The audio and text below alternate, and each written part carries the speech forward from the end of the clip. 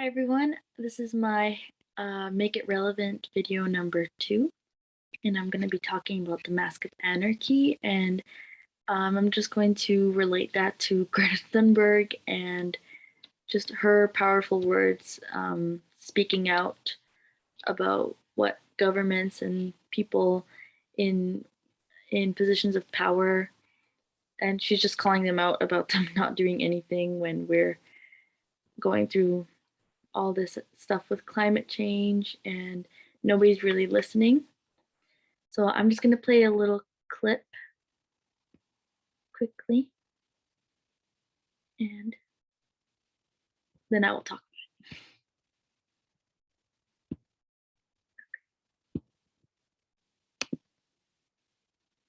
Sharing.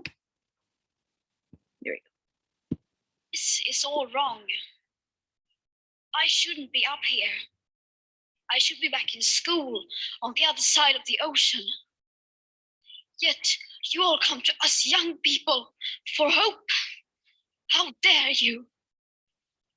You have stolen my dreams and my childhood with your empty words, and yet I'm one of the lucky ones. People are suffering. People are dying. Entire ecosystems are collapsing. We are in the beginning of a mass extinction, and all you can talk about is money and fairy tales of eternal economic growth. How dare you?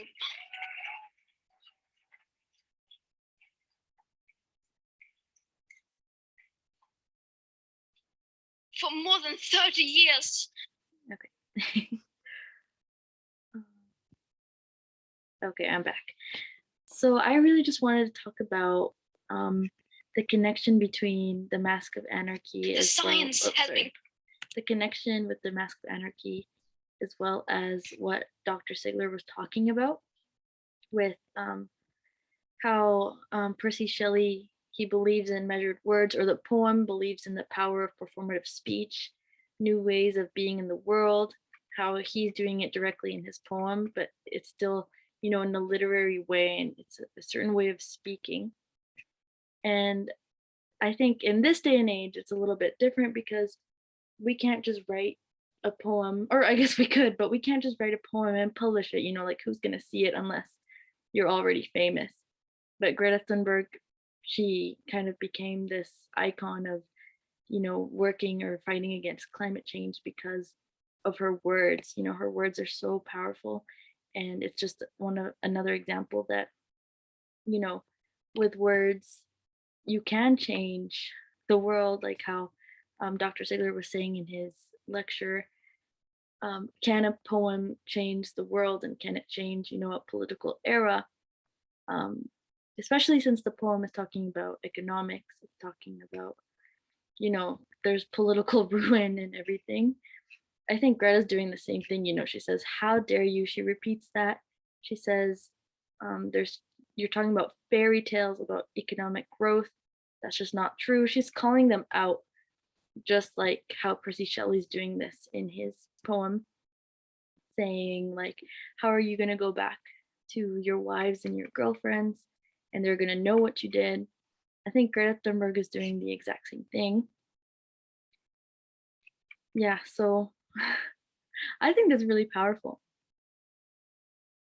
Her words even reminded me like exactly of a quote from the poem. I believe this is line 168. Yeah, this is line 168. It says, "'Tis to see your children weak with their mothers pine and peak. When the winter winds are bleak, they are dying whilst I speak. 'Tis to hunger for such diet as the rich man in his riot casts to the fat dogs that lie suffering beneath his eye."